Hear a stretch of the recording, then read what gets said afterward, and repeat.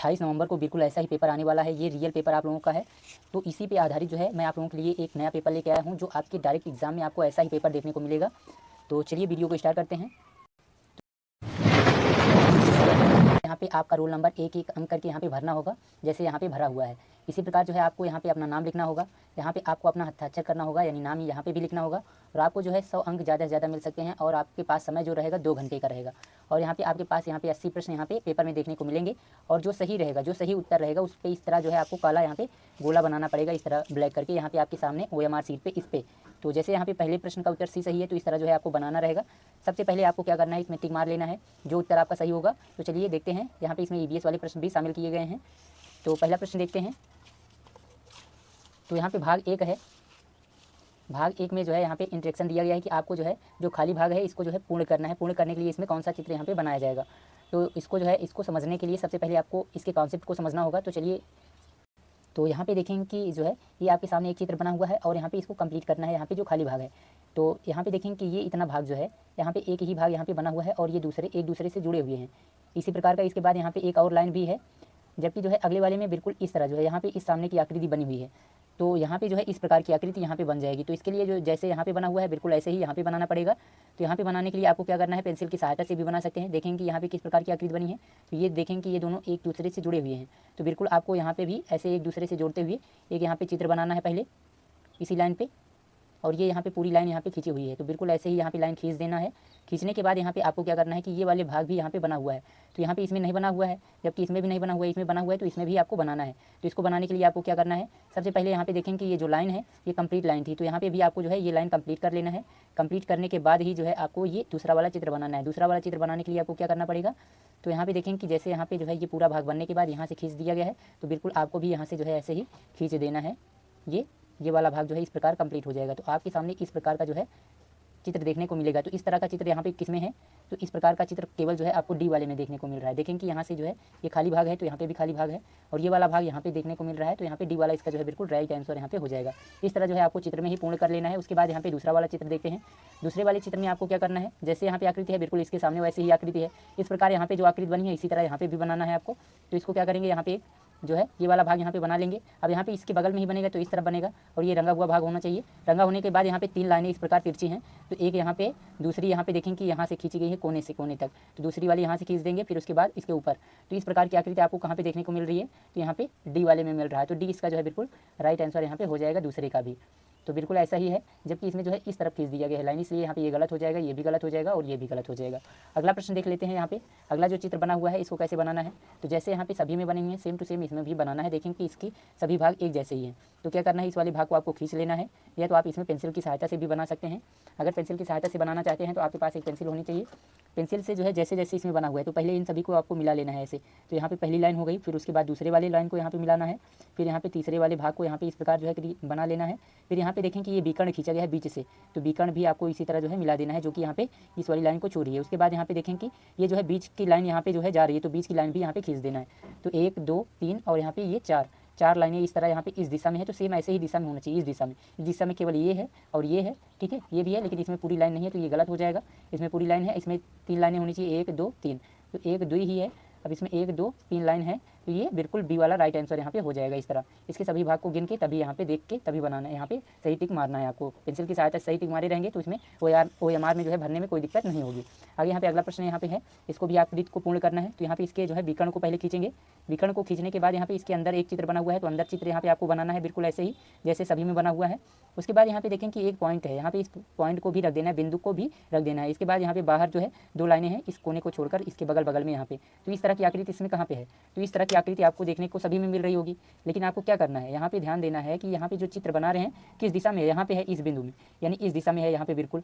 यहाँ पे देखेंगे चित्र के माध्यम से। अब ये वाला यहाँ पे भाग बनाए हैं, अब यहाँ पे बिंदु इसके साथ होना चाहिए, तो ऊपर है ना, तो ऊपर की ओर होना चाहिए ये वाला भाग। और यहाँ से जो है इस प्रकार का तिरछा लाइन है, इसके बाद यहाँ से विकर्ण पे लाइन है, और ये 2 लाइनें खींची हुई हैं। तो इस प्रकार की आकृति यहाँ पे बननी चाहिए। तो ऐसे सेम टू सेम आकृति किसमें है, ऊपर कहाँ पे इसमें बिंदु है, केवल D वाले में। तो D वाला इसका जो है बिल्कुल राइट आंसर यहाँ पे हो जाएगा, सही उत्तर D हो जाएगा यहाँ पे चौथे में। अगला प्रश्न देख लेते हैं। यहाँ पे अगला भाग जो है भाग 2 है। भाग 2 में आपको क्या करना है कि यहाँ पे जैसे यहाँ पे बढ़ते हुए जा रहे हैं, जिस क्रम में इसमें जो बदलाव हो रहा है वही बदलाव को आपको जारी रखते हुए यहाँ पे बताना है कि कौन सी आकृति बनेगी। तो सबसे पहले यहाँ पे देखते हैं, कि ये जो आकृति है इसमें देखेंगे कितनी लाइनें हैं, 1 2 और ये 3, ऊपर 4, ये 5 लाइनें हैं। फिर से देख लेंगे, ऊपर वाली एक लाइन, नीचे वाली दूसरी लाइन, फिर ये बगल वाली तीसरी लाइन, यहाँ पे ये 4 लाइन और ये पूरी 5 लाइन। अब आगे वाले में देखेंगे 1 2 3 और ये 4 लाइन बचा, एक लाइन कम हो गया। फिर अगले वाले में 3 लाइन बचा, एक लाइन और कम हो गया। अब इसके बाद कितनी लाइन बचेंगी, 2 लाइन। 2 लाइन इसमें कहाँ पे है, केवल बी वाले में है। तो बी वाला इसका जो है बिल्कुल राइट आंसर यहाँ पे हो जाएगा। बी वाला इसका सही उत्तर हो जाएगा। पाँचवें का क्या, कौन सा सही होगा, बी वाला, क्योंकि इसमें 2 लाइन है। आगे यहाँ पे देखते हैं क्या परिवर्तन हो रहा है। तो यहाँ पे देखेंगे कि पहले एक ऊपर गोला है, फिर नीचे यहाँ पे तीर है और इसके अंदर 3 यहाँ पे लाइनें खींची हैं। फिर अगले वाले में इस दिशा में परिवर्तित हो गया है, इस दिशा में। इसी प्रकार जो है फिर यहाँ पे जो लाइनें हैं, यहाँ पे 3 थी तो यहाँ पे 2 बची हैं। फिर उसके बाद यहाँ पे ये ऊपर चला गया। ऊपर जाने के बाद यहाँ पे देखेंगे कि एक लाइन बचा हुआ है। अब इसके बाद यहाँ पे देखेंगे फिर इस दिशा में 90 डिग्री घूमेगा तो इस दिशा में आ जाएगा और यहाँ पे एक लाइन थी, अब एक भी लाइन नहीं रहेगी। तो इसका जो राइट आंसर यहाँ पे हो जाएगा वो सी हो जाएगा। देखेंगे ऐसी आकृति इसमें कहाँ पे है, सी वाले में, तो सी इसका जो है बिल्कुल सही उत्तर हो जाएगा। अगला प्रश्न, प्रश्न 7 है। इस टाइप का भी प्रश्न जो है आपके एग्जाम में पूछा जाता है। बिल्कुल ये रियल पेपर है आप लोगों के सामने, वहाँ से ही लिया गया है। तो यहाँ पे देखेंगे कि इसमें अगर इस टाइप का प्रश्न आएगा तो क्या करेंगे। तो यहाँ पे जो चित्र बना हुआ है, यहाँ पे प्लस है, पहले यहाँ पे चारों जो है प्लस के चिन्ह बना लेना है। यहाँ पे गोला है, यहाँ पे भाग है, यहाँ पे जो है माइनस है। अब अगले वाली आकृति को देखना है। किसी पहले वाले आकृति में यहाँ पे प्लस है, फिर नीचे यहाँ पे माइनस है, इसके आगे माइनस है, इसके पीछे गोला बना हुआ है। तो अगले वाले में देखेंगे प्लस कहाँ पे गया, अगले वाले में जो है प्लस आगे चला गया है। यहाँ पे ऐसे प्लस का चिन्ह बनाएंगे, ये आगे आ गया यहाँ पे प्लस, और इसके नीचे क्या है, माइनस का चिन्ह था, यहाँ पे माइनस का चिन्ह बन गया है। इसके आगे कौन सा था, गोला था, तो गोला बन गया। बाकी में जो भाग है, इसी प्रकार अब प्लस क्या हो गया, नीचे आ गया, और इसके पीछे वाले में माइनस है और इसके आगे वाले में गोला है। अब यहाँ पे भाग का है। अब यहाँ से जो है इसके बाद यहाँ पे कहाँ पे आएगा, ये प्लस का चिन्ह है, और यहाँ पे जो है अगले वाली आकृति में क्या होगा, प्लस यहाँ पे था तो यहाँ पे प्लस आ जाएगा। अब पीछे इसकी माइनस का चिन्ह है तो पीछे माइनस का चिन्ह, आगे क्या है, जीरो है तो जीरो लगा देंगे, बाकी भाग यहाँ पे होना चाहिए। तो इस तरह की आकृति इसमें कहाँ पे बनी है, तो इस प्रकार की आकृति जो है इसमें सी वाले में बना हुआ है। तो सी वाला इसका जो है बिल्कुल सही उत्तर हो जाएगा, ये 7वें का भी। इसी तरह जो है आपको चेक कर लेना है। आगे यहाँ पे 8वां जो प्रश्न है, ये बिल्कुल आपके एग्जाम पैटर्न पे आधारित प्रश्न है। आगे यहाँ पे अगला जो प्रश्न है 8वें नंबर में, ये इसी प्रकार इसको भी आपको चेक करना है। इसको चेक करने के लिए क्या करेंगे, जो स्टार बना हुआ है स्टार को हम ध्यान रखेंगे, और यहाँ पे गुणा है, फिर बराबर है, फिर यहाँ पे पॉइंट है। अब यहाँ पे अगले वाले में देखेंगे क्या परिवर्तन हो रहा है। स्टार कहाँ गया, स्टार जो है नीचे आ गया। स्टार कहाँ पे आया, यहाँ पे था, नीचे आ गया। तो नीचे आ गया तो इसके पीछे क्या था, गुणा था, तो गुणा यहाँ पे ऊपर आ गया है, और फिर यहाँ पे देखेंगे बराबर है, फिर यहाँ पे पॉइंट है। तो यहाँ पे क्या परिवर्तन हो रहे हैं इसको देखना है। ये वाला भाग यहाँ पे आ गया है, ठीक है। तो ये वाला भाग जो स्टार बना हुआ था नीचे आ गया, ठीक है। तो नीचे आने के बाद इसके पीछे के सभी, यानी नीचे के बाद ये बिंदु ऊपर चला गया, फिर इसके बाद ये बराबर का चिन्ह आया, फिर ये यहाँ पे आ गया। इसी प्रकार घूम रहा है। तो अब यहाँ पे देखें कि बराबर का चिन्ह आ गया है, क्या हो गया, बराबर का चिन्ह आने के बाद जो है यहाँ पे जो स्टार है, यहाँ पे बराबर के बाद क्या है, गुणे का चिन्ह, तो गुणे के चिन्ह नीचे आ गया। नीचे के बाद यहाँ पे क्या है, स्टार आना चाहिए, फिर स्टार आने के बाद यहाँ पे बिंदु आ जाना चाहिए, तो ये आ गया। अब इसी प्रकार जो है बिंदु यहाँ पे आ जाएगा पहले, फिर बिंदु के बाद जो है यहाँ पे नीचे बराबर का चिन्ह आएगा, बराबर के बाद क्या आएगा, नीचे यहाँ पे गुणे का है, गुणे का आ जाएगा, फिर उसके बाद यहाँ पे स्टार का चिन्ह बना होगा। तो इस प्रकार की आकृति इसमें कहाँ पे है, पहले यहाँ पे बिंदु सामने यहाँ पे है डी वाले में, और नीचे बराबर का चिन्ह, बीच में गुणे का चिन्ह, ऊपर स्टार। तो डी वाला इसका जो है बिल्कुल सही उत्तर हो जाएगा यहाँ पे। अगला प्रश्न देखते हैं। अगला यहाँ पे भाग 3 है। भाग 3 में आपको क्या करना है, एक प्रश्न चित्र बना है और इस आकृति को आपको पूर्ण करके बताना है कि यहाँ पे जो आकृति बनेगी ये कौन सी आकृति होगी, यहाँ पे जो इसको पूरा करेगी वो कौन सी आकृति होगी। तो इसके लिए आपको क्या करना है, एक पेंसिल की सहायता से या पेन की सहायता से इस आकृति को जो है आपको पूर्ण कर देना है। तो ये क्या बन रहा है, चतुर्भुज बनेगा, क्योंकि यहाँ पे देखेंगे सभी आकृतियाँ इसके चतुर्भुज यहाँ पे बनने हुई दिखाई देती हैं। तो इस आकृति को यहीं पर पूर्ण कर लेंगे, चतुर्भुज बनाएंगे इसको। इसके बाद जो है यहाँ पे जो ये लाइनें हैं बिल्कुल इसी पे चढ़ा देना है, आपको लाइन खींच लेना है। तो इससे जो है आपको आसानी से पता चल जाएगा यहाँ पे कि ये कौन सी आकृति ये बन रही है। तो ये आकृति देखेंगे इस प्रकार की आकृति कौन सी बन रही है, तो केवल ए वाला बन रहा है, बाकी सभी नहीं बन रहे हैं। तो इस तरह जो है आप आसानी से पता कर पाएंगे, ये इसका जो है बिल्कुल सही उत्तर है। आगे यहाँ पे इसी प्रकार ये त्रिभुज बन रहा है। तो त्रिभुज बन रहा है तो इसको कैसे, यहाँ पे जो है लाइन खींच देंगे तो ये त्रिभुज बन जाएगा। तो त्रिभुज बन जाएगा तो इसके ऊपर जो लाइन है इसको चढ़ा देना है। चढ़ाने के बाद यहाँ पे देखेंगे कि ये आकृति जो है, ये अंदर वाली आकृति कैसी बन रही है इसमें, तो कैसी बन रही है, ये सी की तरह बन रही है। तो सी इसका जो है बिल्कुल सही उत्तर हो जाएगा यहाँ पे। आगे इसी प्रकार अगला प्रश्न यहाँ पे जो है 11 नंबर में क्या करना है, इसको आपको पूर्ण करना है। तो पूर्ण करने के लिए ये ऊपर वाली लाइन खींच लेना है। खींचने के बाद इसके ऊपर सही लाइन यहाँ पे चढ़ा देना है। लाइन चढ़ाने के बाद जो है आप देखेंगे जो आकृति बन रही है, इस तरह की आकृति कहाँ पे बन रही है, तो यहाँ पे देखेंगे कि डी आकृति यहाँ पे बिल्कुल इसी तरह की बन रही है। तो डी इसका जो है सही उत्तर हो जाएगा।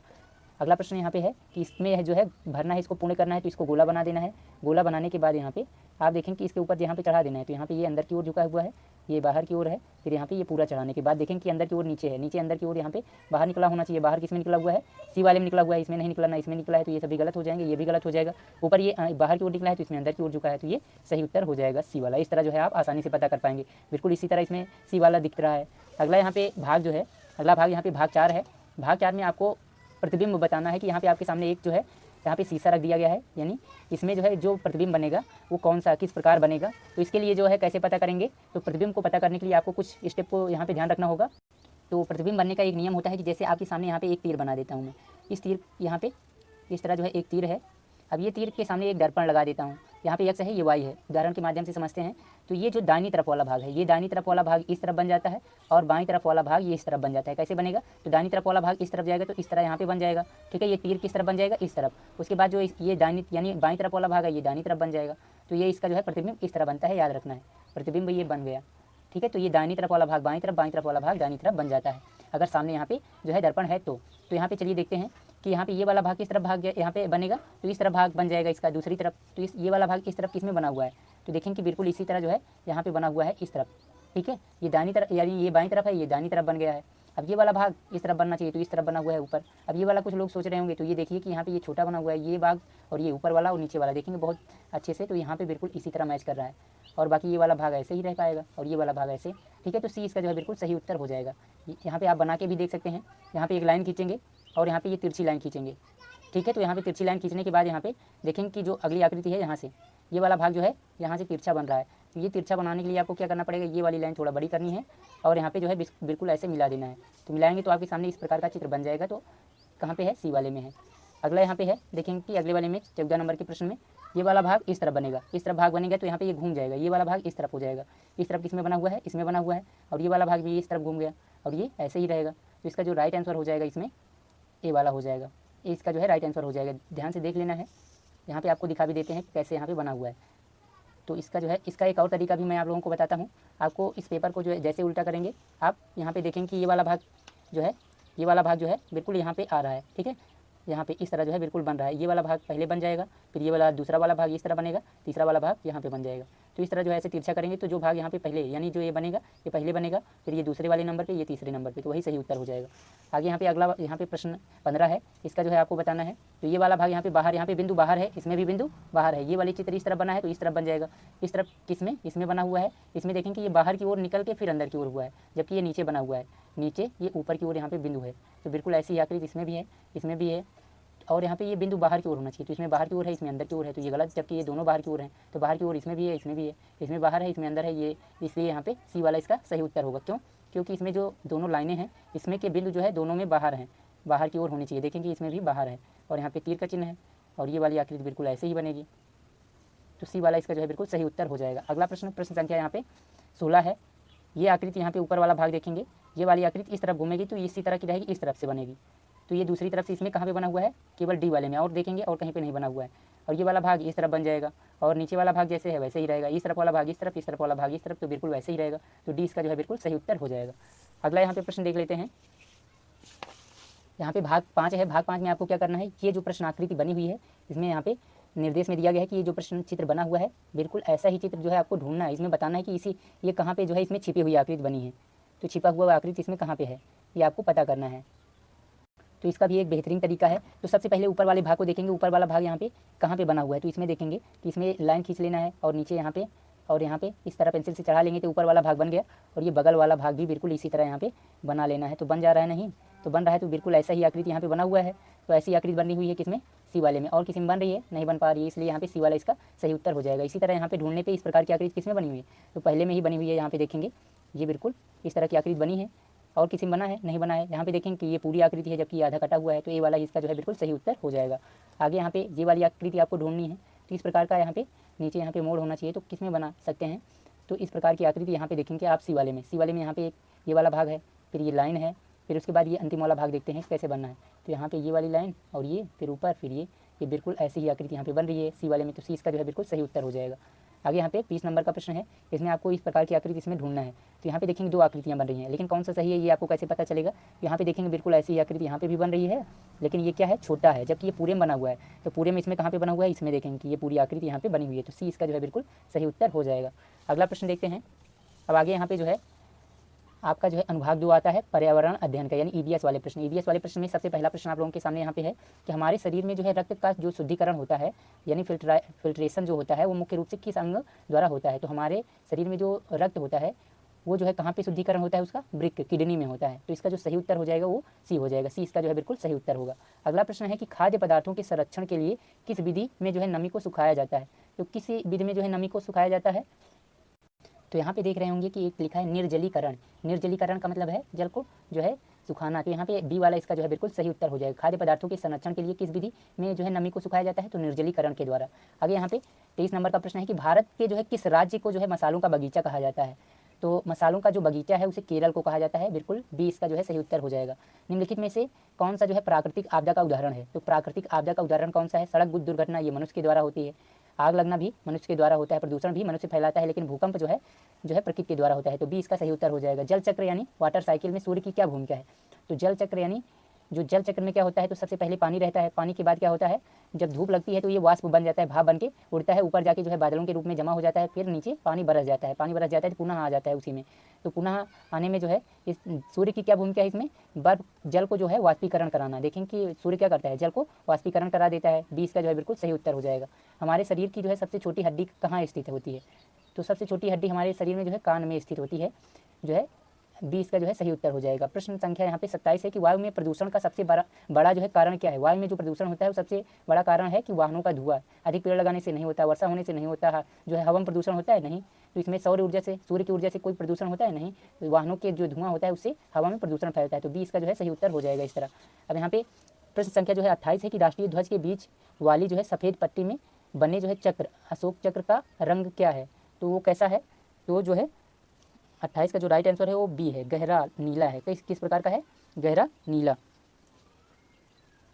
20 का जो है सही उत्तर हो जाएगा। प्रश्न संख्या यहाँ पे 29 है, फिर से याद रखना है राष्ट्रीय ध्वज में जो बीच वाली सफ़ेद पट्टी है उसमें जो अशोक चक्र है वो किस प्रकार का रंग है, गहरा नीला है। 29 नंबर का प्रश्न है कि पौधों को अपना भोजन बनाने के लिए किन चीज़ों की आवश्यकता होती है, तो केवल पानी की नहीं, केवल सूर्य के प्रकाश की, सूर्य के प्रकाश, पानी और कार्बन डाइऑक्साइड, इन तीनों की आवश्यकता होती है, सी इसका जो है बिल्कुल सही उत्तर हो जाएगा। यहाँ पे 30 नंबर का प्रश्न है कि निम्नलिखित में से कौन सी जो है रबी की फसल है, तो रबी की फसल इसमें से कौन सी है आपको बताना है, तो रबी की फसल इसमें है जो है गेहूँ, गेहूँ को जो है रबी की फसल भी कहा जाता है, चावल को नहीं कहा जाता, मक्का ना बाजरा ये सब नहीं है। अगला यहाँ पे 31 नंबर का प्रश्न है कि श्वसन तंत्र में गैसों का आदान प्रदान कहाँ होता है, श्वसन तंत्र में जो है गैसों का आदान प्रदान कहाँ पे होता है, तो फेफड़ों की वायु कोशिकाओं में होता है, ये कहाँ पे होता है, फेफड़ों की वायु कोशिकाओं में होता है, 20 का जो है सही उत्तर हो जाएगा। अगला प्रश्न है यहाँ पे 32 नंबर का कि स्वच्छता के प्रति जागरूकता के लिए कौन सा दिन भारत में महत्वपूर्ण है, तो कौन सा दिन भारत में महत्वपूर्ण है, तो ये स्वच्छता के लिए जो है 2 अक्टूबर जो है स्वच्छता के लिए महत्वपूर्ण दिन है। अगला प्रश्न है 33 नंबर का कि पर्वतीय क्षेत्रों में पाए जाने वाले जीवों की मुख्य विशेषता क्या होती है, तो क्या होती है मुख्य विशेषता, जो पर्वतीय क्षेत्रों में पाए जाते हैं उनके लिए जो है उनके जो शरीर पे घने बाल होते हैं, पर्वतीय क्षेत्र में ठंडा बहुत ज़्यादा रहता है, ठंड बहुत ज़्यादा रहती है पर्वतीय क्षेत्रों में, इसलिए जो है उनके शरीर पे घने बाल पाए जाते हैं, ये इसका जो है बिल्कुल सही उत्तर है। वे तैरने में माहिर नहीं होते हैं, ये गलत है, वे बहुत छोटे होते हैं, गलत है, वे उड़ सकते हैं, गलत है, ये ही इसका जो है बिल्कुल सही उत्तर होगा। 34 नंबर का प्रश्न है कि मानव शरीर में कुल कितनी ज्ञानेंद्रियाँ होती हैं, तो कितनी ज्ञानेंद्रियाँ होती हैं, वो होती हैं 5 ज्ञानेंद्रियाँ होती हैं, कौन कौन सी, आँख, कान, नाक, मुँह और जो है मलद्वार। आगे यहाँ पे अगला है 35 नंबर का प्रश्न, मृदा संरक्षण के लिए जो है सबसे अच्छा उपाय क्या है, तो मृदा यानी मिट्टी का जो है संरक्षण के लिए सबसे अच्छा उपाय है यहाँ पे वृक्षारोपण, अगर वृक्ष लगा दिए जाएँ तो मृदा का कटाव जो है बहुत कम हो जाता है, तो ये इसका जो है बिल्कुल सही उत्तर हो जाएगा।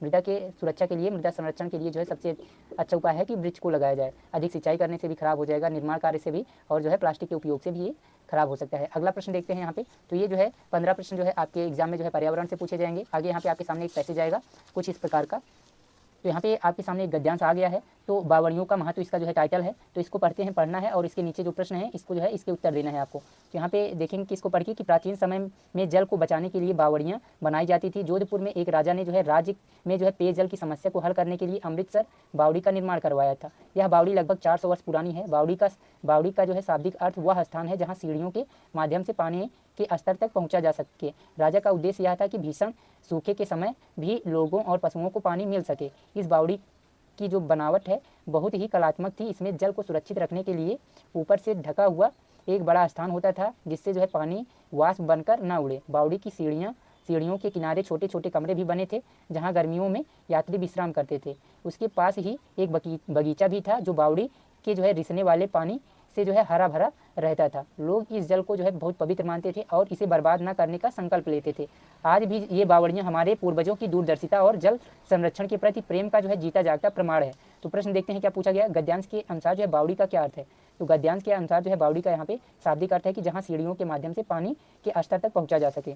तो सीढ़ियों के माध्यम से पानी के स्तर तक पहुँचने वाला स्थान 20 का जो है सही उत्तर हो जाएगा। अगला प्रश्न है कि बावड़ी यहाँ पे 37 नंबर का प्रश्न इस तरफ है कि अमृतसर बावड़ी लगभग कितनी पुरानी है। तो अमृतसर जो बावड़ी है वो लगभग कितनी पुरानी है, तो यहाँ पे 400 वर्ष पुरानी है। कितनी? 400 वर्ष। तो इसका जो सही उत्तर होगा सी हो जाएगा। अगला प्रश्न है 38 नंबर का कि बावड़ी का ऊपरी हिस्सा क्यों ढका रहता है। तो बावड़ी का जो ऊपरी हिस्सा है, यहाँ पे देखेंगे कि बावड़ी का एक पढ़े थे कि बावड़ी का जो है, तो यहाँ पे देखेंगे कि जो है बावड़ी, इसमें जो है जल को सुरक्षित रखने के लिए ऊपर से ढका हुआ एक बड़ा स्थान होता है जिससे जो है पानी वाष्प बनकर ना उड़े। तो यहाँ पे देखेंगे कि किस लिए बावड़ी का ऊपरी हिस्सा क्यों ढका हुआ है, ताकि जो है पानी वाष्प बनकर ना उड़े। तो ये इसका जो है बिल्कुल सही उत्तर होगा। 39 नंबर का क्वेश्चन है कि बावड़ी के पास जो है बने कमरों का उपयोग कौन करता था। तो जो है गर्मियों में यात्री जो है विश्राम के लिए करते थे। इसके लिए करते थे विश्राम के लिए, यहाँ पे आया हुआ था गर्मियों में यात्री विश्राम करते थे। यहाँ पे छोटे छोटे कमरे बने हुए थे वहाँ पे। बावड़ी का पानी जो है रिसने से कौन सा स्थान हरा भरा रहता था। तो कौन सा स्थान हरा भरा रहता था, तो बावड़ी के पास जो बगीचा बना था वो, यहाँ पे प्रश्न आया, यहाँ पे आया हुआ था, ये यहाँ पे बगीचा था जो कि इसके जो है रिसने से हरा भरा रहता था। तो इसका जो है बी इसका जो है बिल्कुल सही उत्तर हो जाएगा। अब यहाँ पे आपके सामने भाग 3 है। यहाँ पे देखेंगे कि भाग 3 में जो है आपको मैथ के प्रश्न यहाँ पे आएंगे, 20 प्रश्न जो है इसमें पूछे जाएंगे। तो सबसे पहला प्रश्न आप लोगों के सामने है कि सभी अंकों 4, 2, 0 और 7 के प्रयोग से बनने वाली 4 अंकों की सबसे बड़ी संख्या और सबसे छोटी संख्या में अंतर है। तो इसको मैं आपको बहुत अच्छे तरीके से बताता हूँ। तो चलिए यहाँ पे देखते हैं कि सबसे पहले यहाँ पे क्या करना होगा। 4 अंक इसमें दिए गए हैं, 4, 2, 0 और 7। तो इनका प्रयोग करके सबसे बड़ी संख्या और सबसे छोटी संख्या का अंतर ज्ञात करना है। तो सबसे बड़ी पहले यहाँ पे लिख लेते हैं, सबसे बड़ी इसमें कौन सी बनेगी, सबसे बड़ा अंक यहाँ पे 7 है तो 7 लिखेंगे। उसके बाद यहाँ पे उससे बड़ा यहाँ पे 4 है, फिर उसके बाद क्या है 2 है, फिर उसके बाद 0 है। अब यहाँ पे सबसे छोटी बनाना है, क्या बनाना है, छोटी बनाने के लिए आपको यहाँ पे ध्यान रखना है कि सबसे छोटी बनाने के लिए 0 पहले नहीं लिखते हैं। अब इससे बड़ी जो संख्या होगी उसको लिखेंगे पहले, उसके बाद 0 को लिखेंगे, फिर अब इससे बड़ी जो संख्या होगी उसको लिखेंगे, फिर उसके बाद लास्ट वाला संख्या यहाँ पे लिखेंगे। तो ये सबसे छोटी बन जाएगी, याद रखना है।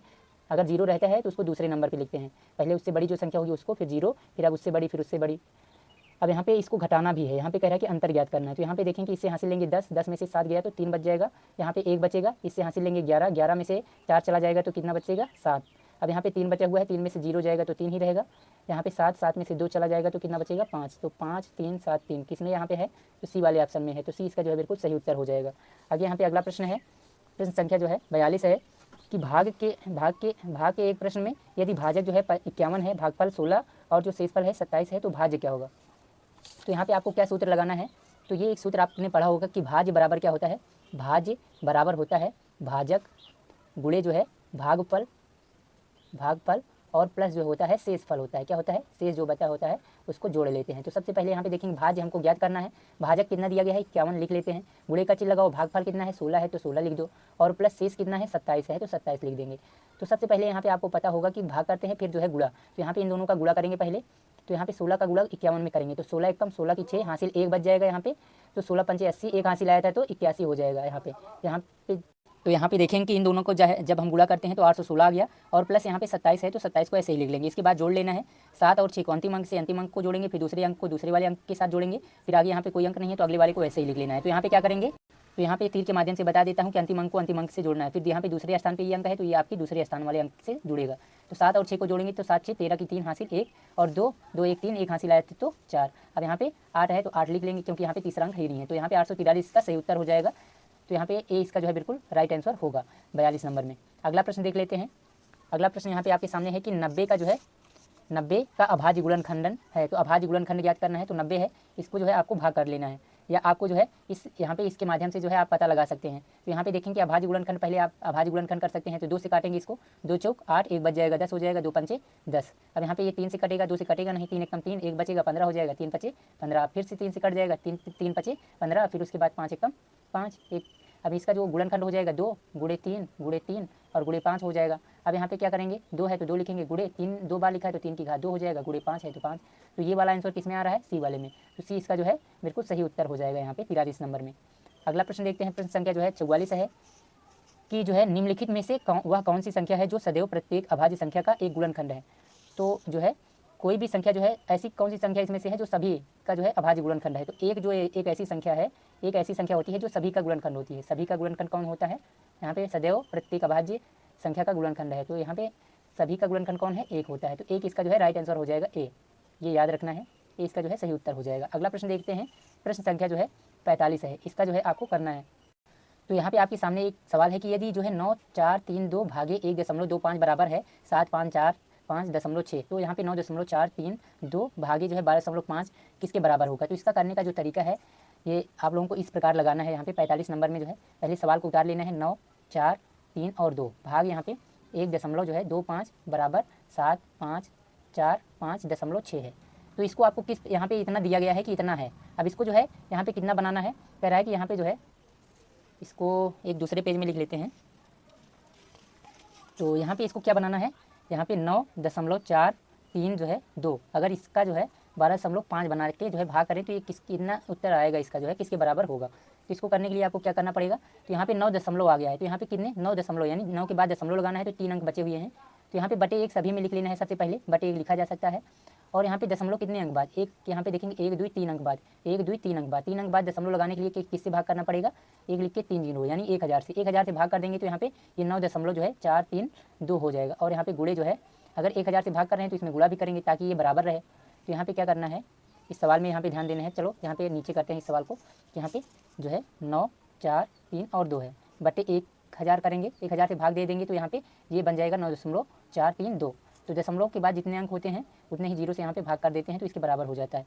इसके बाद यहाँ पे 1000 से भाग करेंगे तो ऊपर भी गुणा करना पड़ेगा, नहीं तो ये 9432 नहीं आएगा। अगर अभी ये दोनों कट जाएंगे तो यही फिर से रहेगा। अब यहाँ पे भाग का चिन्ह लगा दीजिए, 1.25 है। अब इसको क्या करना है, हमको बनाना है 12.5। तो यहाँ पे 12.5 बनाने के लिए इसमें क्या करना पड़ेगा, हमको 10 से गुणा करना पड़ेगा। 10 से गुणा करेंगे तो यहाँ पे 10 से भाग भी करना पड़ेगा। तो अब यहाँ पे जो है बराबर 7, 5, 4, 5.6 है। अब यहाँ पे हम देखेंगे कि हमको जो है भाग करना है, तो भाग कर दिए, यहाँ पे भाग कर दिए तो यहाँ पे 9.432 हो गया और गुणे 1000 हो गया। अब यहाँ पे जो है भाग का मतलब क्या है, यहाँ पे भाग और ये इसका जो है इसमें गुणा कर दिए तो 12.5 हो गया। और यहाँ पे बटे 10 लिखा है तो 10 लिखा ही रहेगा। और यहाँ पे जो है बराबर 7, 5, 4, 5.6। तो अब ये दोनों संख्याएं जो हैं बिल्कुल इस तरह जो है चेंज हो चुकी हैं। अब हमको जो यहाँ पे क्या करना है, 9.432 गुणे 1000 है और यहाँ पे भाग के स्थान पे गुणे का चिन्ह होता है, इसके सामने वाला उल्टा हो जाता है। यहाँ पे 10 बटे 12.5 हो जाएगा। अब गुणे में यहाँ पे ये गुणे में है तो यहाँ पे 9.432 और यहाँ पे भाग का मतलब बटे में 12.5 है। और जब इसका जो है इसमें गुणे में होगा 1000 है तो यहाँ पे 10,000 हो जाएगा, 4 जीरो लग जाएंगे यहाँ पे। और बराबर यहाँ पे जो संख्या है 7545.6 वही रहेगा, 7545.6। अब इसके आगे आपको क्या करना है, तो इसके आगे जो है यहाँ पे देखते हैं। अब यहाँ पे देखेंगे कि 9.432 बट्टे 12.5। अब इसके गुणे में ये 10,000 है तो यहाँ पे गुणे में उस तरफ जाएगा तो भाग में हो जाएगा। तो यहाँ पे 7, 5, 4, 5.6 भागे जो है एक, यहाँ पे 10,000 हो जाएगा। अब यहाँ पे देखेंगे कि ये दोनों को हम भाग में कर देते हैं। 9.432 बटे का मतलब क्या होता है भाग, और यहाँ पे 12.5 बराबर चिन्ह लगाएंगे। अब एक यहाँ पे 10,000 से भाग करेंगे तो 1, 2, 3, 4 यहाँ पे जीरो है तो 4 अंक इधर दशमलव हो जाएगा बाईं तरफ। तो यहाँ पे हो जाएगा 0.7556, इसका जो सही उत्तर हो जाएगा। तो इसमें कहाँ पे आ रहा है तो यहाँ पे देखेंगे कि 45 नंबर में 0.754546 यहाँ पे जो है बी वाले में आ रहा है। तो बी इसका जो है सही उत्तर हो जाएगा। अगला यहाँ पे प्रश्न देखते हैं। प्रश्न संख्या जो है 46 है। तो 46 में आपके सामने यहाँ पे इन सभी का योगफल ज्ञात करना है। तो सबसे पहली संख्या क्या है, तो 1.1 है। उसके बाद यहाँ पे दूसरी संख्या क्या है, दशमलव नीचे आपको दशमलव लगाना है। दाहिनी तरफ में क्या है, 0 है तो पहले अंक के नीचे लिखो, आगे एक अंक बढ़ गया है तो आगे लिख दीजिए। फिर इस तरफ क्या है, 1 है तो 1 लिख देंगे। फिर यहाँ पे दशमलव नीचे दशमलव लगाएंगे। यहाँ पे 3 अंक है तो पहले अंक के नीचे फिर दूसरे अंक के नीचे, और जो बढ़ रहा है उसको आगे बढ़ा देंगे।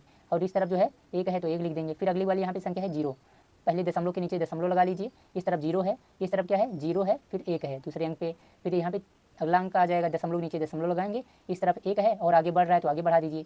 यहाँ पे 0 है फिर 1 है, अंक यहाँ पे देखेंगे सीध में ही लिखना है। आगे यहाँ पे क्या है, दशमलव नीचे दशमलव लगाएंगे। इस तरफ 1 फिर दूसरा, फिर यहाँ पे आगे 1 बढ़ रहा है तो आगे कर दीजिए। इस तरफ क्या है, 1 है, दूसरे अंक पे 0 है, तीसरे अंक पे भी 0 है, चौथा अंक एक और भी है तो आगे बढ़ा दीजिए। अब बाकी जो स्थान बचे हुए हैं सबके स्थान पे जो है आपको 0 0 करते हुए चले जाना है। 4 अंक है तो 4 अंक पे 0 कर लीजिए। तो चारों अंक पे यहाँ पे 0 0 0 0 सबको 4 अंक बना लिए।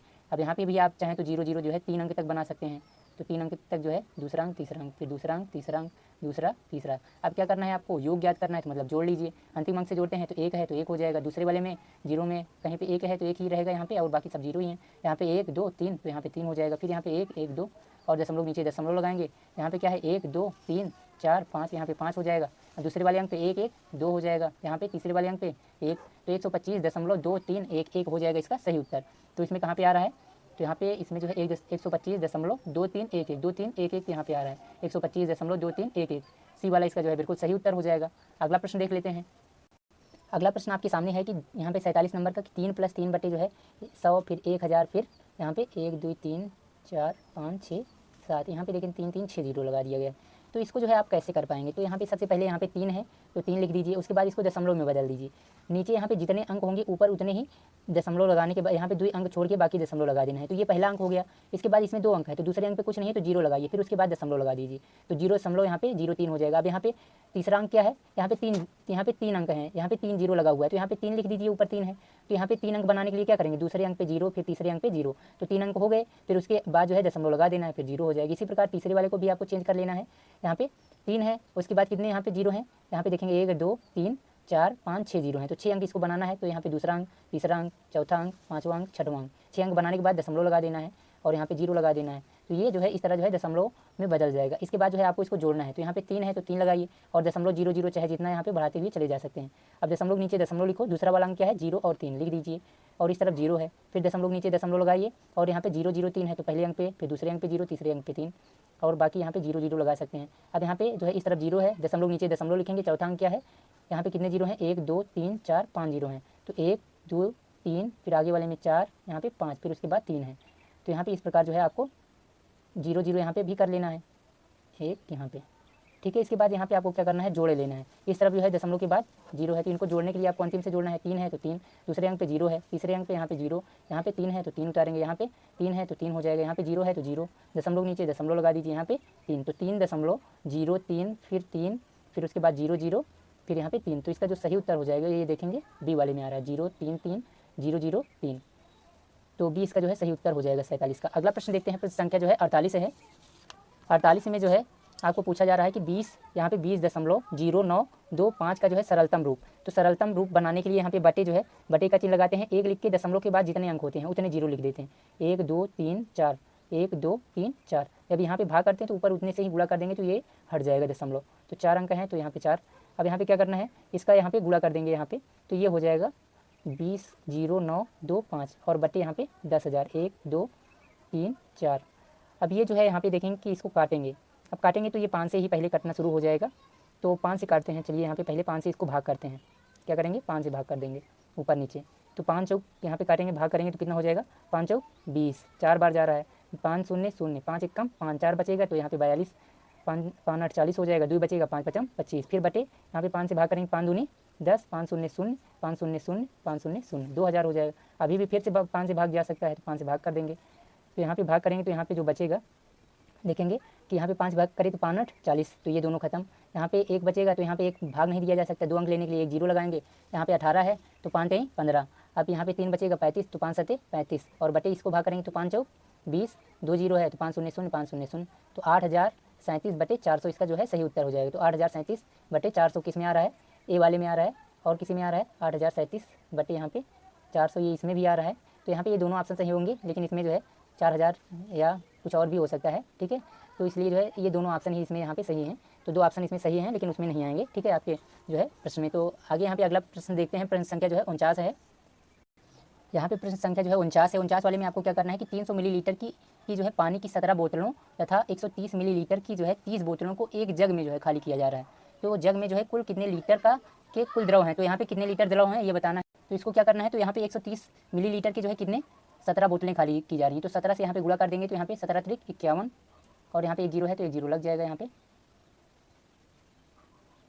तो यहाँ पे सॉरी यहाँ पे जो है 17 त्रिक 51, यहाँ पे 2 0 है तो 2 0 लग जाएंगे, तो यहाँ पे इतनी मिलीलीटर हो जाएगा। इसके बाद जो है कह रहा है कि 130 मिलीलीटर के जो है कितने 30 बोतलें खाली की जा रही हैं, 30 बोतलें खाली की जा रही हैं, तो यहाँ पे देखेंगे यहाँ पे 3 है और यहाँ पे 13 है, तो 13 3 39 हो जाएगा और यहाँ पे 2 0 है, यहाँ पे 1 0 है, यहाँ पे 1 0 है तो 2 0 यहाँ पे लग जाएंगे, तो इतने मिलीलीटर हो जाएंगे। अब देखेंगे कुल कितने मिलीलीटर होते हैं, दोनों को जोड़ लेते हैं क्योंकि एक ही जग में खाली किया जा रहा है, तो यहाँ पे इन दोनों को जोड़ते हैं। यहाँ पे 2 0 है तो 2 स्थान पे 2 0 हो जाएंगे, इसमें भी 2 स्थान पे 0 0 है, यहाँ पे 9 है 9 1 10, 10 की 0 हासिल 1 तो 5 3 8 1 हासिल है, तो 9000 मिलीलीटर है, तो 9000 मिलीलीटर है, तो 1 लीटर बराबर जो होता है 1 लीटर बराबर 1000 मिलीलीटर होता है, 1000 मिलीलीटर। तो इसी तरह जो है 1000 से अगर इसको भाग कर देंगे तो हमारे पास कितने लीटर बच जाएगा, यहाँ पे 9 लीटर में चेंज हो जाएगा 9 लीटर, तो इसका जो सही उत्तर हो जाएगा यहाँ पे बी वाला हो जाएगा 9 लीटर होगा।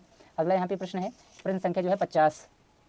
अगला प्रश्न है कि सुरेश अपने बच्चों के लिए जो है प्रातः 9 बजे जो है अपने घर से चला, सुबह के कितने बजे 9 बजे चला और 10 मिनट पैदल चला, 10 मिनट जो है पैदल चला, 1 घंटा जो है 5 मिनट जो है बस से यात्रा की और 15 मिनट जो है पैदल चलकर अपने बच्चों के घर पहुंचा, तो वह 3 घंटे 20 मिनट रुका और समय सायं यानी 3:30 बजे अपने घर पर जो है पहुँच गया, तो वापसी की यात्रा में उसे जो है कितना समय लगा। तो सबसे पहले यहाँ पे देखेंगे कि कितने बजे निकला था, तो यहाँ पे 9 बजे वहाँ पे सुबह चला था प्रातः। इसके बाद कितने समय चला, तो 10 मिनट पैदल चला, तो 10 मिनट। उसके बाद जो है 1 घंटे जो है और 5 मिनट, 1 घंटे और 5 मिनट जो है ये बस से यात्रा की, और 15 मिनट पैदल चला, 15 मिनट और पैदल चला। उसके बाद जो है वह अपने बच्चों के घर पहुंच गया।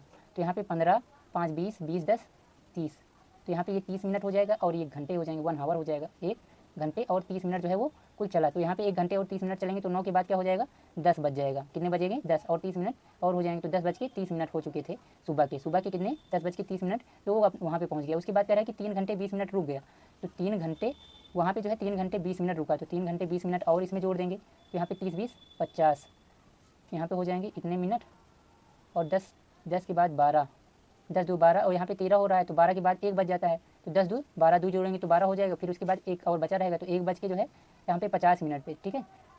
दोपहर के कितने बज रहे हैं, दोपहर के बज गए हैं 1:50 हो गए। उसके बाद कह रहा है कि वो 3:30 पे जो है घर पहुँच गए। तो वापसी में यात्रा में कितना समय लगा, तो कितने बजे पहुँचा था, 3:30 पे पहुँच गया था, तो कितने बजे चला था, 1 बज के जो है यहाँ पे 50 मिनट पे चला था, तो इसको घटा देंगे यहाँ पे 3 बजे में से। तो यहाँ से एक यहाँ पे देखेंगे 3 है, यहाँ पे 5 है, तो घटेगा नहीं। इधर से जो है 1 घंटे इधर जोड़ देंगे, तो 1 घंटे में कितने मिनट होते हैं, 60 मिनट, तो 60 मिनट और जोड़ देंगे तो 60, 30, 90 हो जाएगा। तो 90 मिनट यहाँ पे 9 में से 5 चला जाएगा, तो यहाँ पे 4 बचेगा, 40, और यहाँ पे 2 बचा था, 2 में से 1 चला गया, तो 1 घंटा जो है 40 मिनट यहाँ पे उसको लगा वापसी में। 1 घंटे 1 हावर एंड 40 मिनट, तो इसमें कहाँ है 1 घंटे 40 मिनट, तो 1 घंटे 40 मिनट जो है सी वाले में है, तो सी इसका जो है बिल्कुल सही उत्तर हो जाएगा। यहाँ पे देख सकते हैं। अगला प्रश्न देखते हैं।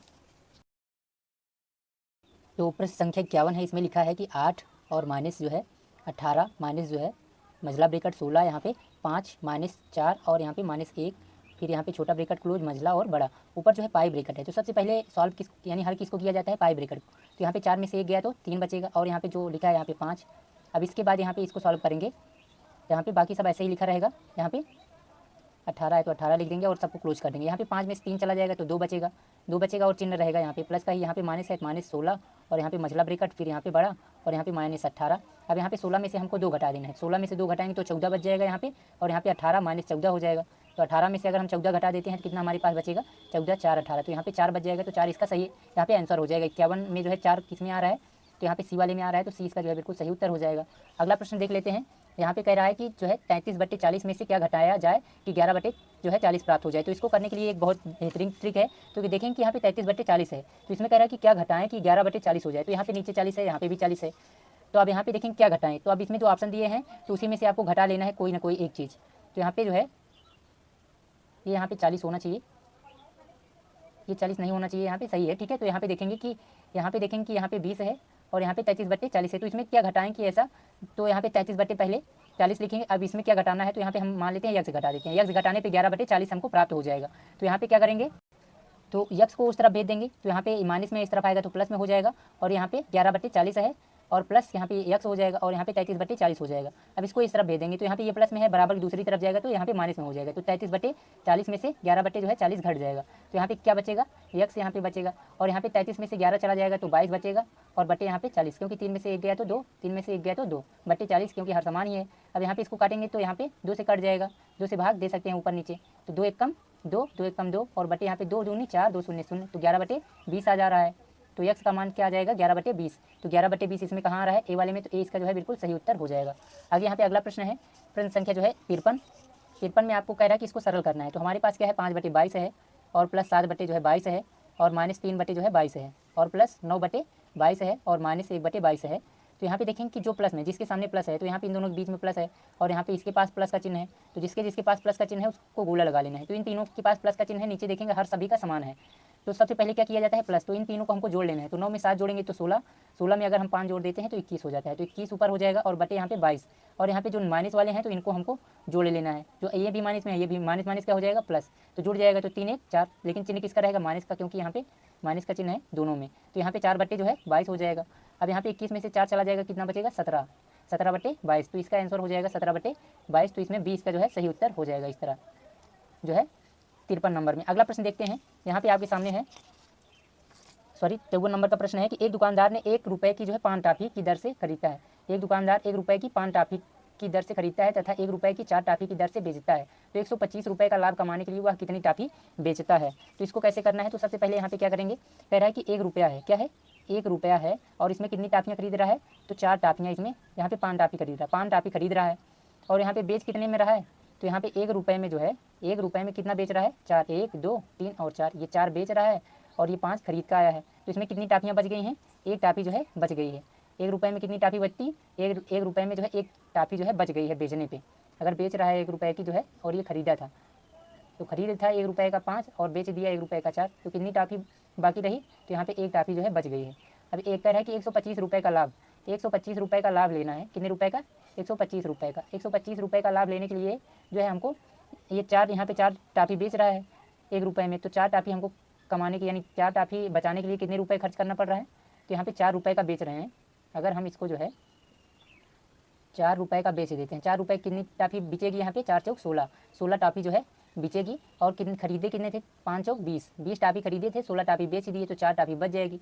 तो 4 टॉफ़ी बचाने के लिए हमको 4 रुपये का यहाँ पे बेचना पड़ेगा, तो 4 रुपये का यहाँ पे बेचना है, तो यहाँ पे 4 टॉफ़ी बचेगी। 4 टॉफ़ी बचाने के लिए जो है 4 रुपये का बेच रहे हैं, तो 125 रुपये का बेचने के लिए जो है हमको कितने रुपये का यहाँ पे बेचना पड़ेगा, तो 4 से यहाँ पे गुणा कर देंगे, 4 पंचे 20 की 0 हासिल 2 हो जाएगा, 4 दूनी 8, सॉरी 4 पंचे 20 की 0 हासिल 2 हो जाएगा, तो 2 हासिल आएगा, तो इसमें जोड़ेंगे 4 दूनी 8 2 10 की 0 यहाँ पे हासिल 1, 4 1 कम 4 1 5, तो कितने, तो हमको जो है 500 रुपये का बेचना पड़ेगा। अगर 125 रुपये कमाना है तो 125 यानी 500 को बेचेंगे तो कितनी टॉफ़ी बिचेगी, तो यहाँ पे 1 रुपये की जो है 4 टॉफ़ी बिच रही, 4 से गुणा कर देंगे, 4 पंचे 20, यानी 2000 जो है, सॉरी यहाँ पे 4 शून्य शून्य 4 शून्य शून्य 4 पंचे 20, तो 2000 टॉफ़ी जो है बेचनी पड़ेगी। कितनी टॉफ़ी बेचनी पड़ेगी, 2000 टॉफ़ी आपको बेचनी पड़ेगी। तो यहाँ पे सी इसका जो है सही उत्तर हो जाएगा, इसमें इसका सी राइट आंसर होगा। आगे यहाँ पे अगला प्रश्न है कि एक जो है टीना ने एक स्कूटर खरीदा, क्या खरीदा, एक स्कूटर खरीदा, कितने रुपए में, 55,000 रुपये में, 55,000 रुपये में एक स्कूटर खरीदा। इसके बाद जो है कह रहा है कि उसने जो है 3,400 रुपये स्कूटर की मरम्मत, इसमें और भी खर्च कर दिए, कितने रुपए, 3,400 रुपये जो है इसकी मरम्मत पे खर्च कर दिए, इतने रुपए। अब इसको जो है स्कूटर अपने मित्र को जो है 56,030 रुपये में बेच दिया, कितने रुपए का इसको सेल कर दिया, यानी बेच दिया, कितने रुपए में बेचा, तो यहाँ पे जो है इसको देखेंगे 56,030 रुपये में इसको बेच दिया, इतने रुपए में। तो इन दोनों का जो है पहले ये खर्च कितना किया था, खर्च यहाँ पे 55,000 और 3,000 जोड़ लेंगे, 2 जीरो है 2 जीरो, तीसरे अंक पे यहाँ पे 4 है और यहाँ पे जो है तीसरे अंक के बाद चौथे अंक पे यहाँ पे 5 है, यहाँ पे 3 5 3 8, तो यहाँ पे 58,400 रुपये का जो है कुल खर्च आया। कुल खर्च कितना आया, कुल जो खर्च आया 58,000 का आया, लेकिन बेचा कितने में था, 56,000 में। तो क्या हुआ, हानि हो रही है, क्या हो रहा है, हानि। अब ज़्यादा रुपए खरीदे हैं और बेचे कम में है तो हानि होगी। तो ये आपको बताना है हानि कितने रुपए का हो रहा है, लाभ या हानि कितने का है, तो हानि हो रही है कितने रुपए का, तो 56,000 यहाँ पे घटा देंगे। तो यहाँ पे 58,400 में से जो है 0 3 0 यहाँ पे 6 और 5 इसको घटा देना है, तो 0 में 0 गया तो कुछ नहीं, यहाँ पे हासिल लेंगे 10, 10 में से 3 गया तो 7, यहाँ पे 3 3 में 0 गया तो 3 ही रहेगा, 8 में 6 गया तो 2 और यहाँ पे 5 में से 5 गया तो कुछ नहीं। तो 2,370 रुपये की हानि हुई, कितने रुपए की हानि हुई, 2,370 रुपये की हानि हुई। तो यहाँ पे 20 का सही उत्तर हो जाएगा, यहाँ पे बी जो है 20 का सही उत्तर हो गया 55 में। अगला प्रश्न देखते हैं। अगला प्रश्न है यहाँ पे 56 नंबर का कि एक वर्गाकार जो है पार्क की भुजा 50 मीटर है, इसमें जो है अंदर की ओर जो है चारों ओर 2.5 मीटर चौड़ा जो है पथ है, इस पथ को जो है समतल कराने में 10 रुपये प्रति वर्ग मीटर की दर से जो है कितना रुपये खर्च होगा, व्यय होगा, कितना व्यय होगा। तो इसको क्या करेंगे, तो सबसे पहले यहाँ पे एक वर्गाकार जो है आपको पहले पार्क बनाना है, तो ये यहाँ पे एक वर्गाकार यहाँ पे पार्क बनाएंगे। पार्क बनाने के बाद कह रहा है कि इसके अंदर यहाँ पे 1.5 मीटर है, यहाँ पे देखेंगे इसकी चौड़ाई कितना है 2.5 यहाँ पे मीटर, एक चौड़ा पथ है, और ये वाला कितना है 50 मीटर है, 50 मीटर ये पूरा इसका है।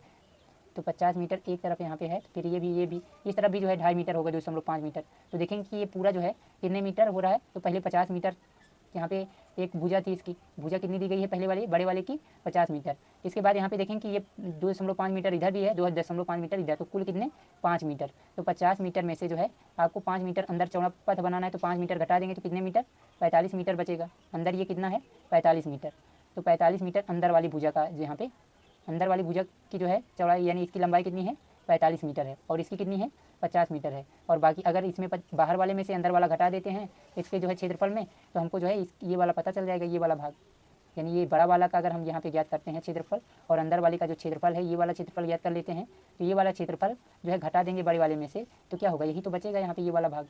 तो चलिए यहाँ पे इसका क्षेत्रफल ज्ञात करते हैं। तो वर्ग का क्षेत्रफल बराबर होता है भुजा स्क्वायर, तो भुजा का स्क्वायर करेंगे तो यहाँ पे 5 × 25 यहाँ पे डबल जीरो लग जाएगा। 50 × 50 करेंगे तो यहाँ पे 2500 वर्ग मीटर हो जाएगा। कितने मीटर होगा? 2500 वर्ग मीटर। इसी प्रकार जो है अगर हम 45 का करते हैं तो 45 यहाँ पे क्षेत्रफल ज्ञात करेंगे 45 वाले में, तो इसका हो जाएगा 45 का वर्ग। 45 का वर्ग करेंगे यहाँ पे तो जो है इसका मान आ जाएगा 2025 वर्ग मीटर। 45 × 45 करेंगे कितना आएगा? 2025 वर्ग मीटर आ जाएगा। तो यहाँ पे अब इन दोनों को घटा लेना है, तो अंतर ज्ञात करेंगे तो कितने का आएगा? तो यहाँ पे अंतर ज्ञात करना है। अंतर ज्ञात करेंगे 2500 में से जो है आपको 2025 घटा देना है। तो यहाँ पे आपके पास बचेगा 475।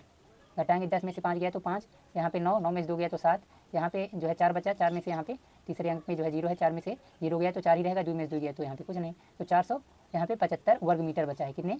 475 वर्ग मीटर है। अब एक यहाँ पे 1 वर्ग मीटर का जो है 1 वर्ग मीटर का कितने रुपये खर्चा हो रहा है? 10 रुपये। कितने रुपये? 10 रुपये हो रहा है। तो यहाँ पे 10 से गुणा कर देंगे तो 475 का मालूम हो जाएगा। 10 से गुणा करेंगे तो यहाँ पे 4750 हो जाएगा। 1 जीरो है तो 1 जीरो यही बढ़ जाता है, तो इसका सही आंसर हो जाएगा यहाँ पे 4750 रुपये। तो 4750 किस में है? बी वाले में। तो 20 का जो है बिल्कुल सही उत्तर हो जाएगा। अगला यहाँ पे प्रश्न देखते हैं। प्रश्न संख्या जो है 57 है। 57 में कह रहा है कि निम्नलिखित आयतों के क्षेत्रफल सबसे अधिक हैं, इसका क्षेत्रफल जो है सबसे अधिक है और कितना?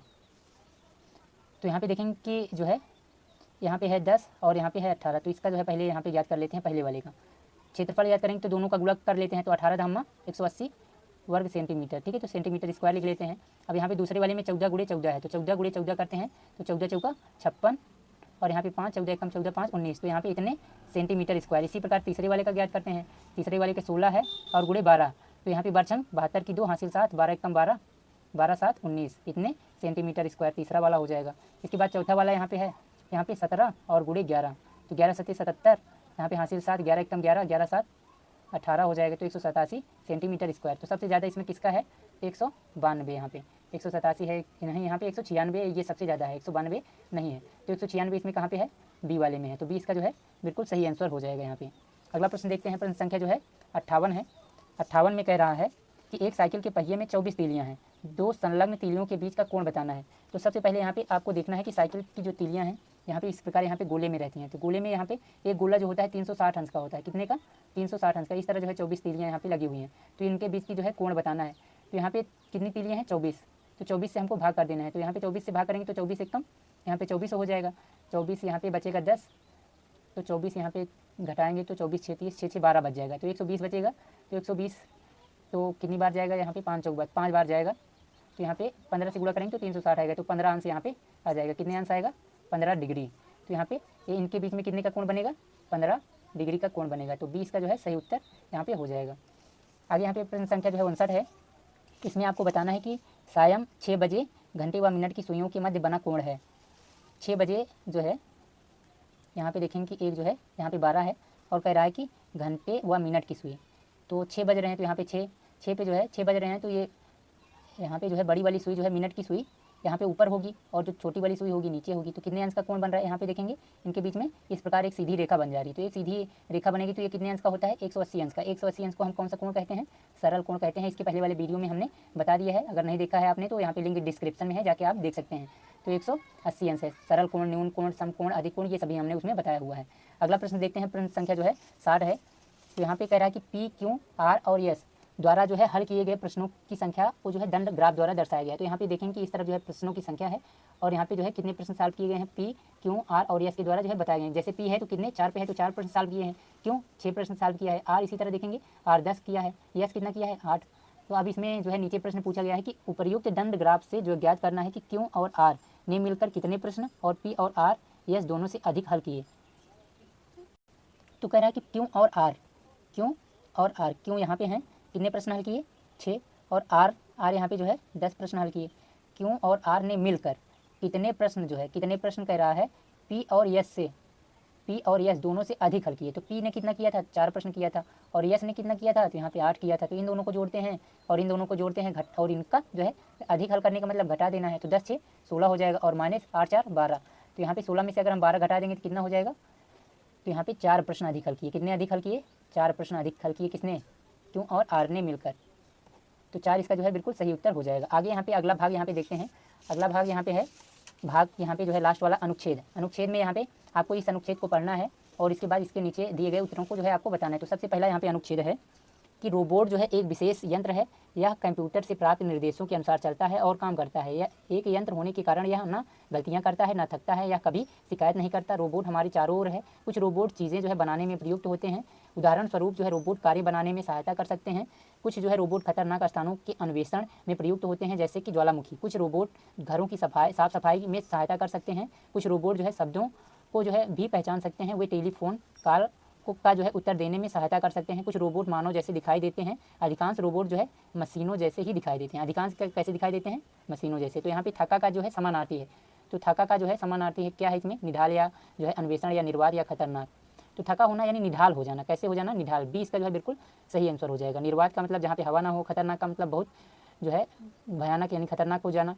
अन्वेषण का मतलब है जहाँ पे जाने योग ना हो। अब यहाँ पे अगला जो प्रश्न पूछा गया कि रोबोट गलतियाँ नहीं करते हैं क्योंकि वो क्या है? एक प्रकार के यंत्र हैं। कैसे हैं? यंत्र। यहाँ पे हम पढ़े थे एक यंत्र होने के कारण ना गलतियाँ करते हैं, तो यंत्र थे। तो इसका जो है बिल्कुल सही उत्तर हो जाएगा। अनुच्छेद के अनुसार निम्नलिखित में से किस कार्य के लिए जो है रोबोट का उपयोग नहीं होता है? तो घर की सफाई के लिए कर रहा था, टेलीफोन कॉल का उत्तर भी दे रहा था, कार बनाने के लिए भी कर रहा था, बच्चों को पढ़ाने के लिए नहीं किया जा रहा था। तो बिल्कुल डी इसका जो है सही उत्तर हो जाएगा। अगला प्रश्न है कि निम्नलिखित शब्दों में से कौन सा जो है शब्द खतरनाक का विपरीतार्थक है? तो खतरनाक का मतलब यहाँ पे जो है खतरा हो सकता है, यानी नुकसान पहुंचाना हो सकता है। तो अन्वेषण, थका या पहचानना ये सब नहीं होगा। इसका जो उल्टा होगा कह रहा है विपरीत बताना है। तो अगर खतरनाक है तो सुरक्षित करना। तो इसका भी सही आंसर हो जाएगा। अगला प्रश्न है कि रोबोट के बारे में निम्नलिखित में से कौन सा कथन सही नहीं है? तो अधिकांश रोबोट यंत्र जैसे दिखाई देते हैं, या रोबोट गलतियाँ नहीं करते हैं। रोबोट बहुत उपयोगी हैं। अधिकांश रोबोट जो है मानव जैसे दिखाई देते हैं। तो अधिकांश रोबोट जो है मानव जैसे दिखाई नहीं देते हैं। यहाँ पे लिखा है लास्ट में अधिकांश जो है रोबोट मशीन जैसे दिखाई देते हैं, लेकिन यहाँ पे अधिकांश लिखा है अधिकांश रोबोट जो है मानव जैसे दिखाई देते हैं। तो इसका जो सही यहाँ पे गलत जो है इसमें डी वाला दिया गया है। तो डी इसका जो है सही आंसर हो जाएगा। ये ऊपर वाला नहीं होगा, ध्यान देना है, डी वाला सही होगा। आगे यहाँ पे अगला जो अनुच्छेद है अनुच्छेद 2 कि सुनहरा बाज अधिकतर जो है घने भूरे पैरों और सुनहरे जो है पंखों के कारण जो है सरलता से पहचाना जा सकता है। युवा पंछियों में मादा नर के समान ही होती है, किंतु प्रायः बड़ी होती है। तो यह शानदार जो है प्राणी उत्तरी गोलार्ध में जो है खुले क्षेत्रों में अपना घर बनाता है। वे पेड़ों पर या खड़ी चट्टानों की दीवारों पर अपना बड़ा घोंसला बनाते हैं, जिससे उन्हें घात लगाने के लिए अधिक स्थान मिल जाता है। सुनहरा बाज जो है यानी तिरने में जो है दक्ष होता है। अपने पंखों के विस्तृत फैलाव और गर्म हवा को ऊपर जो है उठती मात्रा की सहायता से इसे जो है बड़ी देर तक तिरता हुआ देखना बड़ा सुंदर दृश्य होता है। ऊपर उड़ती हवा इसके लिए जो है महत्वपूर्ण होती है, क्योंकि वह सुनहरे बाज को जो है विशाल ऊंचाइयों तक बिना पंख फड़काए जो है उठा सकती है। अब यहाँ पे प्रश्न पूछा गया कि सुनहरा बाज अधिकतर कहाँ में पाया जाता है? तो यहाँ पे देखेंगे कि कहाँ पे पाया जाता था? उत्तरी गोलार्ध में। यह शानदार प्राणी उत्तरी गोलार्ध में खुले क्षेत्रों में अपना घर बनाता है। तो इसका जो सही होगा उत्तरी गोलार्ध। अब यहाँ पे दूसरा है कि मादा सुनहरे बाज को जो है से पहचाना जाता है, तो उसके बड़े आकार से। कैसे पहचाना जाता है? तो यहाँ पे देखेंगे, यहाँ पे दिया भी गया था कि जो मादा नर के समान ही होती हैं, किंतु ये क्या होती हैं? बड़ी होती हैं। कैसी होती हैं? बड़ी होती हैं। तो बड़े आकार होने के कारण इनको पहचाना जाता है। घोंसला बनाने के लिए जो है इस पंछी को कैसा स्थान चाहिए? तो खुला क्षेत्र चाहिए। कैसा क्षेत्र चाहिए था? खुला। तो यहाँ पे देखेंगे कि यहाँ पे जो है घोंसला बनाते हैं खड़ी चट्टानों की दीवारों पे, यहाँ पे खुला रहता है, खुला स्थान, यहाँ पे अधिक स्थान मिल जाता है। इसके बाद यहाँ पे अगला है कि शानदार के समान अर्थ वाला शब्द कौन सा है? तो शानदार यहाँ पे शानदार इसमें जो है स्वर्णिम का मतलब भी शानदार होता है। समानार्थी शब्द यहाँ पे देखना है। शानदार का मतलब स्वर्णिम यानी शानदार। विनम्र का मतलब यानी एक प्रकार से सम्मान देना, या सुशील का मतलब भव्य का मतलब, इन सभी का भी जो है मतलब। तो यहाँ पे स्वर्णिम का मतलब शानदार होता है, भव्य का मतलब बहुत बड़ा। आगे यहाँ पे अगला क्वेश्चन है 70 नंबर का कि निम्नलिखित शब्दों में कौन सा शब्द जो है विशाल का विलोम नहीं है? यहाँ पे ध्यान देना है, विलोम कैसा नहीं है। तो विलोम नहीं है मतलब इसका जो है समानार्थी शब्द ढूंढना है। तो विशाल का मतलब बहुत बड़ा, छोटा, नन्हा, भारहीन। देखिए सब एक ही मतलब है, भारहीन या नन्हा या छोटा, इन सभी का एक ही मतलब है। विशाल का समानार्थी है विस्तृत। 20 का जो है सही उत्तर हो जाएगा। अगला यहाँ पे अनुच्छेद देखते हैं। अगला अनुच्छेद है कि पुस्तकें जो है मानव प्रयत्नों के जो है सर्वाधिक समय तक रहने वाले उत्पाद हैं। तो मंदिर खंडहरों के रूप में ढह जाते हैं, चित्र और मूर्तियाँ क्षय हो जाती हैं, किंतु जो है पुस्तकें जीवित रहती हैं। पुस्तकें महान विचारों को नष्ट नहीं होने देती, जो आज भी उतने ही ताज़ा हैं जितने तब थे जब लेखक के मन में थे।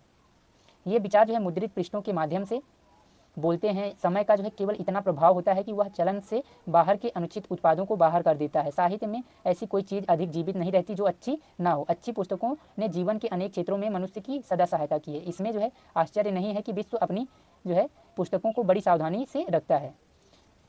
तो इसमें का जो प्रश्न है कि मानव प्रयत्नों के सभी उत्पादों में पुस्तकें जो है सबसे क्या है? तो यहाँ पे पुस्तकें जो है मानव प्रयत्नों में सर्वाधिक समय तक रहने वाला उत्पाद है। क्या है? तो मानव प्रयत्नों के सभी उत्पादों में पुस्तकें सबसे कृतियाँ हैं। क्या हैं? कौन सी कृतियाँ हैं? तो यहाँ पे देखेंगे कि मानव प्रयत्नों के सभी उत्पाद जो हैं सबसे अधिक समय तक रहने वाले हैं। तो यानी अधिक समय तक रहने वाले हैं तो मतलब उपयोगी हैं, तो इसका जो सही उत्तर हो जाएगा यहाँ पे डी वाला हो जाएगा। उसके बाद यहाँ पे 72 नंबर का प्रश्न है कि अच्छी पुस्तकें समय के परीक्षण में जो है बची रह सकती हैं क्योंकि उनमें जो है महान विचार हैं। तो अच्छी पुस्तकें जो है समय के परीक्षण में जो है बची रह सकती हैं क्योंकि उनमें क्या है, महान विचार हैं, या लेखक के मन है, या अनुचित उत्पाद है, मुद्रित सामग्री है। तो मुद्रित सामग्री या अनुचित विचार नहीं, जो महान विचार है वही जो है उनमें है, इसी के कारण जो है लंबे समय तक वो बची रहें।